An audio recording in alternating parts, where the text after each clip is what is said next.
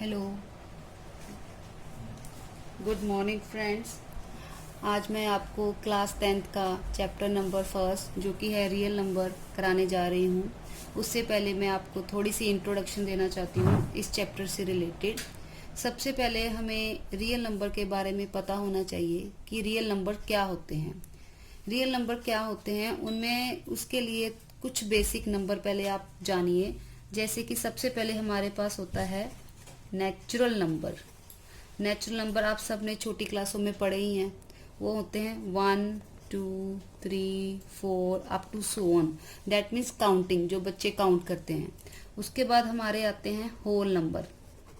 जो हमारे whole number होते हैं वो हमेशा स्टार्ट होते हैं 0 से। That means 0 1 2 3 4 5 up to so on. Difference क्या है natural number and whole number में? जो नेचुरल नंबर होते हैं वो 1 से स्टार्ट होते हैं और जो होल नंबर होते हैं वो 0 से स्टार्ट होते हैं। Come to next even number. Even number आप सब ने छोटी क्लासों में पढ़े ही हैं, सब बच्चों को पता है। जो 2 से डिविजिबल होते हैं वो होते हैं इवन नंबर, जैसे कि 2 4 6 8 10। And similarly odd number. Odd number वो होते हैं जो 2 से डिविजिबल नहीं होते, जैसे कि 1 3 5 7 9 up to so on. Now come to next, हम करते हैं इंटीजर की बात। इंटीजर भी आप सबने छोटी क्लास हो, आई थिंक 7th क्लास में आप सबने पढ़ा होगा। इंटीजर्स वो होते हैं जिनमें पॉजिटिव नंबर और नेगेटिव नंबर दोनों आते हैं, जैसे कि +1 +2 +3 +4 -1 -2 -3 -4। Zero is also include. हम इसको नंबर लाइन पे भी रिप्रेजेंट कर सकते हैं, जैसे कि ये हमारा 0 है, 1 2 3 4 5 -1 -2 -3। तो हमारे जो इंटीजर होते हैं उनमें हमारे दोनों नंबर आते हैं, मतलब पॉजिटिव भी आते हैं और नेगेटिव भी आते हैं। और उसके बाद हम बात करेंगे जो नेक्स्ट है हमारे रैशनल नंबर की, जो सब बच्चों को कंसेप्ट आता है 9th क्लास में। जो रैशनल नंबर होते हैं वो किस फॉर्म की होते हैं? वो बेसिकली फॉर्म के होते हैं P/Q की फॉर्म के, मतलब जो जिसमें एक डिनोमिनेटर होता है और एक डिनोमिनेटर। और इसकी एक कंडीशन होती है, वो होती है जो डिनोमिनेटर है वो कभी भी इक्वल टू 0 के नहीं होना चाहिए। क्यों? क्योंकि अगर डिनोमिनेटर में 0 आ गया तो हमारा जो आंसर है वो नॉट डिफाइन हो जाता है। फॉर एग्जाम्पल जैसे 5/6 2/3 1/3, ये हमारे सब क्या है? रैशनल नंबर है। ठीक है, रैशनल नंबर की कंडीशन क्या होती है? P and Q both are integer, दोनों ही इंटीजर होते हैं। मीन्स पॉजिटिव भी हो सकते हैं और नेगेटिव भी, और 0 भी हो सकते हैं। बट डिनोमिनेटर कांट इक्वल भी 0, क्योंकि अभी मैंने बताया अगर डिनोमिनेटर 0 हो गया तो आंसर नॉट डिफाइन हो जाएगा। फॉर एग्जाम्पल जैसे 2/0 is not defined, 5/0 is not defined, but 0 is also a rational number. क्यों? क्योंकि हम 0 को ऐसे लिख सकते हैं 0/1 0/2 0/3, बट डिनोमिनेटर में 0 कभी नहीं आएगा। उसके बाद जो सिंगल नंबर है जैसे कि 5 7 8, these are also rational number, because इनके डिनोमिनेटर हम कैसे लिख सकते हैं? 5/1 7/1 8/1। मीन्स जिनका डिनोमिनेटर नहीं एग्जिस्ट करता हम अपनी तरफ से 1 लगा के उसको रैशनल नंबर में चेंज कर सकते हैं। ठीक है, और उसके बाद मैंने पहले बता ही दिया इसमें पॉजिटिव और नेगेटिव नंबर कोई भी हो सकते हैं। मीन्स -5/2 -4/7 7/2 -2/-6, एनी नंबर, ये सब क्या है? Rational number. Now come to next irrational number. Irrational number वो नंबर होते हैं जो कि रैशनल नहीं होते। Means the numbers which are not rational are called irrational number. For example, under root 2, under root 7, under root 11 जिनके रूट प्रॉपर नहीं सॉल्व होते, जैसे अंडर रूट 25 है, अंडर रूट 25 है, उसका आंसर आ जाएगा 5. तो 5 क्या है हमारे पास? Rational number. बट जिनके प्रॉपर रूट नहीं सॉल्व होते, जैसे under root 11, under root 7, under root 3, ये सब क्या है? Irrational number. Now come to next, prime number. ये भी आपने छोटी क्लासों में पढ़ा ही है. प्राइम नंबर कौन से होते हैं? जो किसी के टेबल में नहीं आते, या कह लो कि अपने आप से डिविजिबल होते हैं, जैसे कि 2, 3, 5, 7, 11 अप टू सो ऑन. जो इनमें जो प्राइम नंबर में सबसे पहला जो नंबर होता है 2, वो इवन होता है. सिर्फ 2 ही एक ऐसा नंबर है जो प्राइम भी है और इवन नंबर भी है. मीन्स प्राइम नंबर में सिर्फ एक सिंगल इवन नंबर है, वो है 2. उसके बाद जो 3 है, 5 है, 7 है, 11 है, ये सब ऑड नंबर रखते हैं. इसमें सब ऑड नंबर्स हैं. Okay, now come to next. अपना जो नेक्स्ट है वो है कॉम्पोजिट नंबर. एक होता है प्राइम नंबर, एक होते हैं composite number. Composite numbers. Composite number वो होते हैं which are not prime. The numbers which are not prime are called composite numbers. For example, 4, 6, 10, 15, these are all composite number. Now come to next, co-prime number. co-prime number कौन से होते हैं? co-prime number वो होते हैं जिनका HCF 1 हो, जैसे कि 2 और 3. इनका HCF क्या है? 1. मीन्स इनमें कुछ भी कॉमन नहीं है. जिसमें कुछ भी कॉमन ना हो, कोई भी फैक्टर कॉमन ना हो, उसको बोलते हैं को प्राइम नंबर. मीन्स उनका HCF 1 होना चाहिए. फॉर एग्जाम्पल 4 और 7, इनका HCF क्या है? 4 का क्या है? 2 इंटू 2. 7 को कैसे लिखना है? 7 इंटू 1. तो इनका HCF क्या है? Common only 1. तो जिसका HCF 1 होता है उसको हम क्या बोलते हैं? को prime numbers. Okay, got it. Now last, real numbers. जिसका हमारा मतलब जिसकी बात हो रही है, जिस चैप्टर की बात हो रही है, उसको बोलते हैं रियल नंबर. तो रियल नंबर क्या होते हैं? रियल नंबर वो होते हैं जिनमें ये सारे नंबर इंक्लूड होते हैं. मीन्स जिसमें rational number, irrational number, composite number, prime number, even number, सारे नंबर इंक्लूड होते हैं, उसको हम रियल नंबर बोलते हैं. और यू कैन से दैट जिनको हम रियल नंबर लाइन पे रिप्रेजेंट कर सकते हैं, that is called real number. The numbers which we can represent on the number line. जो नंबर जिनको हम नंबर लाइन पे रिप्रेजेंट कर सकते हैं are called real numbers. Got it? तो जो हमारा चैप्टर है आज का वो कौन सा है? Real numbers. ओके, स्टार्टिंग है जैसे कि यूक्लिड डिवीजन लेमा.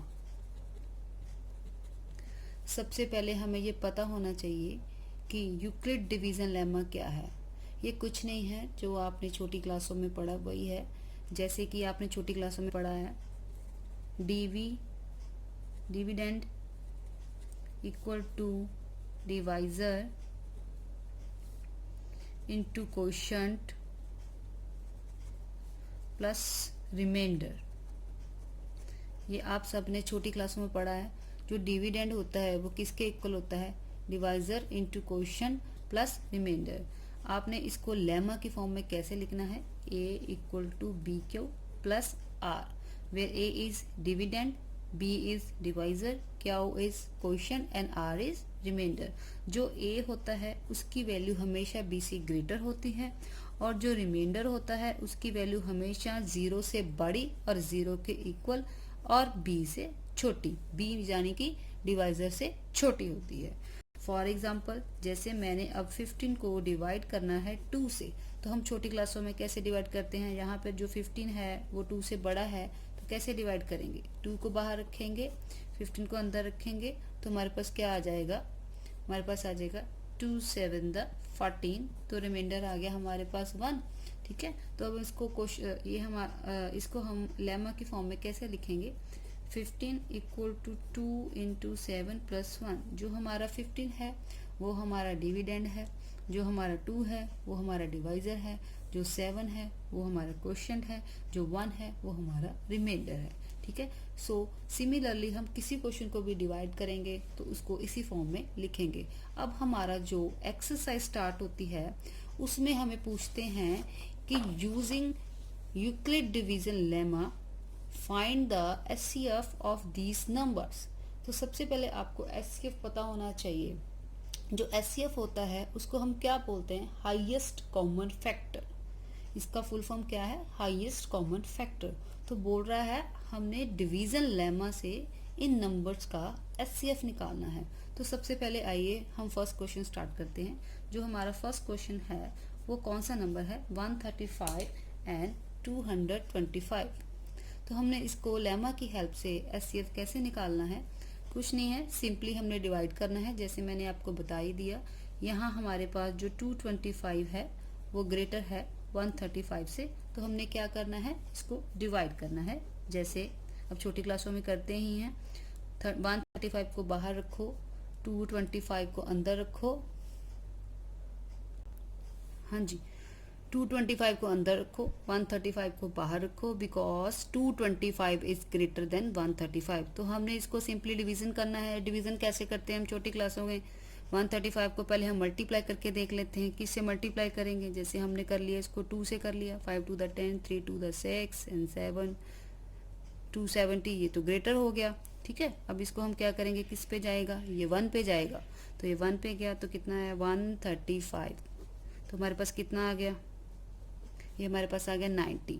अब जो एचसीएफ निकालते हैं उसका क्या प्रोसेस होता है, हमने क्या करना होता है, बेसिकली हमने दो नंबर्स को डिवाइड करना है। डिवाइड करके हमने रिमाइंडर लेके आना है 0।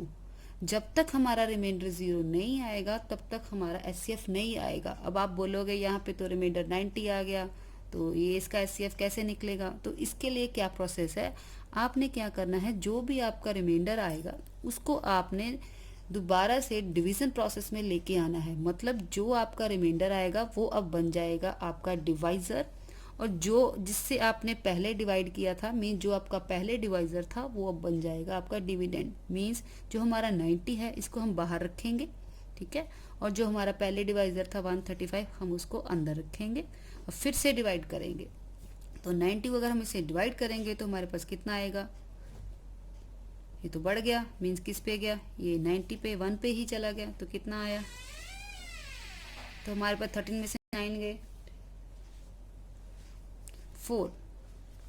ओके, तो हमारे पास अब जो रिमाइंडर आया वो कितना आया है 45। ठीक है, अब हमारा रिमाइंडर 0 नहीं आया, दैट मीन्स हमें ये प्रोसेस फिर से चलाना पड़ेगा। अब ये हमारा क्या बन जाएगा, डिवाइजर, और 90 हमारा क्या बन जाएगा, डिविडेंड। तो इसके लिए हम 45 को बाहर रखेंगे, 90 को अंदर रखेंगे। ठीक है, अब 45 को मल्टीप्लाई करेंगे 2 से, तो 45 टू द 90, तो अब हमारा रिमाइंडर क्या आ गया 0। दैट मीन्स अब हमारा रिमाइंडर 0 आने पे ये हमारा क्वेश्चन कंप्लीट हो गया।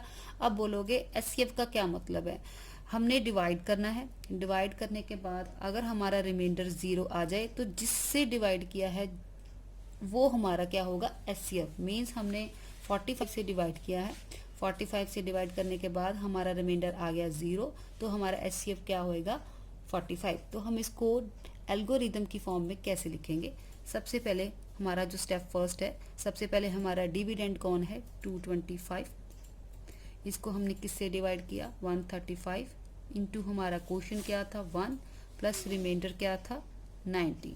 जो हमारा नेक्स्ट स्टेप है, फिर हमारा डिविडेंड कौन था 135। अब हमारा डिवाइजर क्या था 90, हमारा क्वेश्चन क्या था 1 और रिमाइंडर क्या था 45।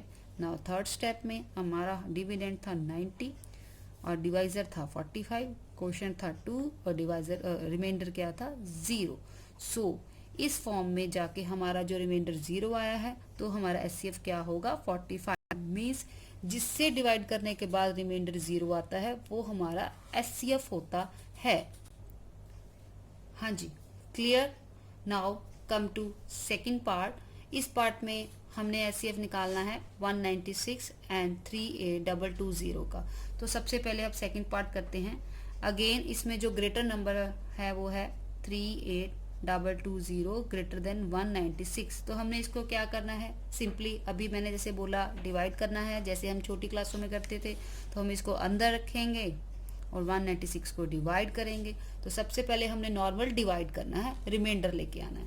तो पहले 196 को जैसे हमने 2 से मल्टीप्लाई किया तो हमारे पास क्या बन जाएगा, ये हमारे पास आ जाएगा ग्रेटर नंबर बन जाएगा। तो ये किस पर जाएगा 1 पे, तो हमारे पास 1 पे जाके आएगा 196। ठीक है, तो उसके बाद हमारे पास क्या रिमाइंडर बचेगा, हमारे पास बचेगा 8 6 और उसके बाद ऊपर से हमने क्या कैरी किया 2, तो हमारे पास बन गया 862।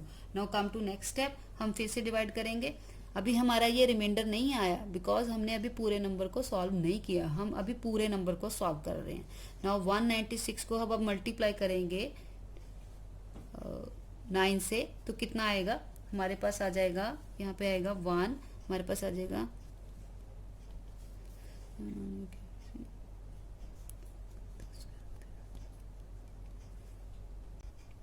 हाँ जी। तो 196 को जैसे हमने 9 से मल्टीप्लाई किया तो हमारे पास क्या आएगा 1764।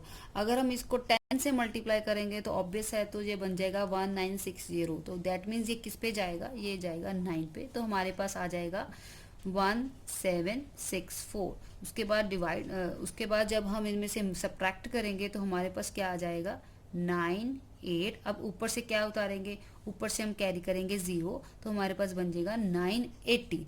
अब उसके बाद अब 196 को हम मल्टीप्लाई करेंगे 5 से, तो हमारे पास 5 से मल्टीप्लाई करने पे आता है 980। दैट मीन्स ये प्रॉपर डिविजिबल हो गया। तो अब किस पे जाएगा 5 पे जाएगा। तो इसका जो रिमाइंडर फर्स्ट स्टेप में ही क्या आ चुका है 0।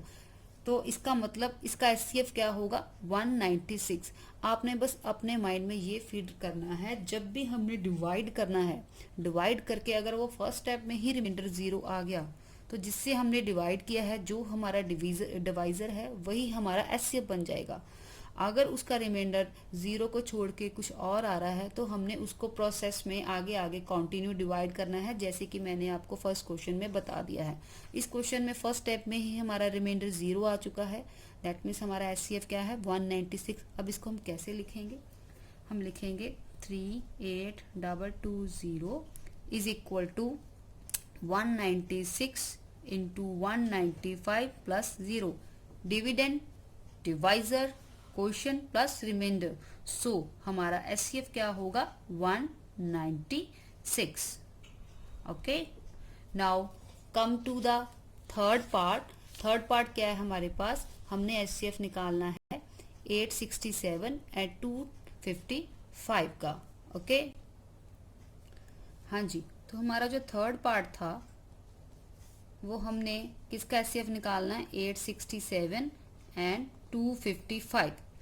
वही बात, हमारा ग्रेटर नंबर है 867 255 से ग्रेटर है, तो हमने सिंपली डिवाइड करना है। कैसे डिवाइड करेंगे, 867 को अंदर रखेंगे, 255 को बाहर रखेंगे। अब 255 को हम जैसे चेक कर लेते हैं, 3 पे मल्टीप्लाई किया, 5 to the 15, 5 to the 16, 3 to the 6 and 7, 765। अगर 255 को हम 4 से मल्टीप्लाई करेंगे, 5 4 the 20, 5 4 the 20 plus 2 22, 4 to the 8 and 8 plus 2 10। ये बढ़ गया तो ऑब्वियस है सबको डिवीजन आती है, तो किस पे जाएगा 3 पे जाएगा। तो हमारा 3 पे जाने से हमारा नंबर आया है 765। तो हमारा सब्ट्रैक्शन के बाद नंबर आ रहा है 102। दैट मीन्स अब ये पूरा पूरा नंबर डिवाइड नहीं हुआ, तो रिमाइंडर हमारा क्या आया है 102। दैट मीन्स एचसीएफ निकालने के लिए हमें जो प्रोसेस है फिर से कंटिन्यू करना पड़ेगा। मीन्स अब 102 बाहर आ जाएगा, वो डिवाइजर बन जाएगा, और 255 अंदर आ जाएगा, वो डिविडेंड बन जाएगा। अब 102 को हम मल्टीप्लाई करेंगे 2 से, 2 to the 4, 2 0 the 0, 2 1 the 2, and 102 को हम 3 से करेंगे 3 2 the 6, 3 2 the 0, 306। ये नंबर बढ़ गया तो अब बेस किस पे जाएगा, ये जाएगा 2 पे। तो हमारे पास कितना आ जाएगा 204। देन हमारा जो इससे रिमाइंडर आएगा कितना आ जाएगा 51। अभी भी हमारा रिमाइंडर 0 नहीं आया तो हमें फिर से कंटिन्यू करना पड़ेगा। अब कंटिन्यू करके 51 बाहर, 102 अंदर। अब 51 को 2 से मल्टीप्लाई करेंगे तो हमारा रिमाइंडर क्या आ जाएगा 0। दैट मीन्स अब हमारा प्रोसेस खत्म हो चुका है क्योंकि रिमाइंडर 0 आ चुका है। अब किससे रिमाइंडर 0 आया है, 51 से डिवाइड करने पे। तो दैट मीन्स हमारा एचसीएफ क्या होगा 51। सो हम लिखेंगे कैसे, डिविडेंड मीन्स हम a equal to b q plus r की फॉर्म में कैसे लिखेंगे। सबसे पहले क्या आएगा 867 equal to 255 into 3 plus 102 dividend, divisor, quotient and remainder in second step। 255 equal to 102 into 2 plus 51 dividend, divisor, quotient, remainder in third step। 102 equal to 51 into 2 plus 0। So HCF is 51। I hope अब सबको समझ आ चुका है। मैं एक बार फिर से clear कर दूं, आपने सबने एचसीएफ कैसे निकालना है। आपने सिंपली डिवाइड करना है, जो आपने छोटी क्लासों में किया है। आपने रिमाइंडर 0 लेके आना है। अगर तो फर्स्ट स्टेप में आपका रिमाइंडर 0 आ गया दैट मीन्स आपका एचसीएफ आ चुका है। अगर आपका रिमाइंडर 0 नहीं आ रहा तो आपने क्या करना है, उसको डिवाइड करना है। डिवाइड कैसे करना है, जो आपका रिमाइंडर आएगा वो आपका डिवाइजर बन जाएगा, जिससे आपने पहले डिवाइड किया था वो आपका डिविडेंड बन जाएगा। तो आपने ऐसे कंटिन्यू करके उसको रिमाइंडर तक पहुंचाना है। अगर आप रिमाइंडर तक पहुंच गए वो आपका क्या बन जाएगा, HCF. Okay students, now come to